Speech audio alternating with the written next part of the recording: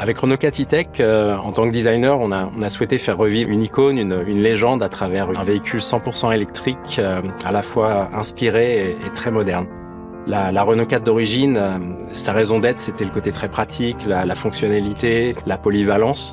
La Renault 4 E-Tech, elle perpétue cet esprit pour plaire à ceux qui ont connu le véhicule à l'époque, et on le projette dans le futur pour aussi parler aux nouvelles générations. Il faut conserver l'âme du modèle d'origine, mais le moderniser avec des technologies, avec un langage de forme plus futuriste. Il faut retrouver des éléments emblématiques qui font qu'on reconnaît tout de suite la voiture.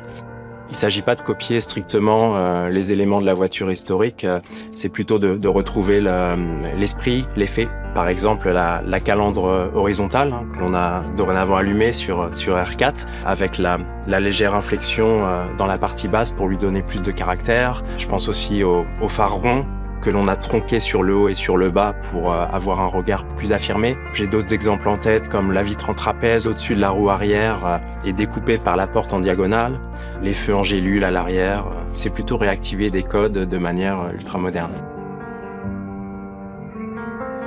Alors le monde bouge très vite aujourd'hui, il faut amener de la fraîcheur, de la nouveauté, il faut arriver à surprendre, à étonner.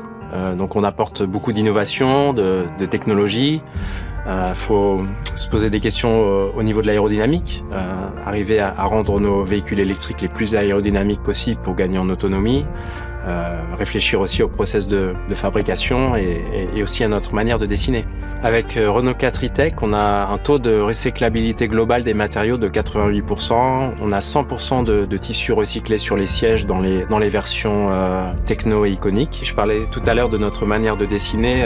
Les 3 barres embouties sur les portes d'R4 E-Tech sont un bon exemple de faire un design intéressant, iconique, qui fait également clin d'œil à la voiture historique sans pour autant utiliser 3 kg de polypropylène injecté.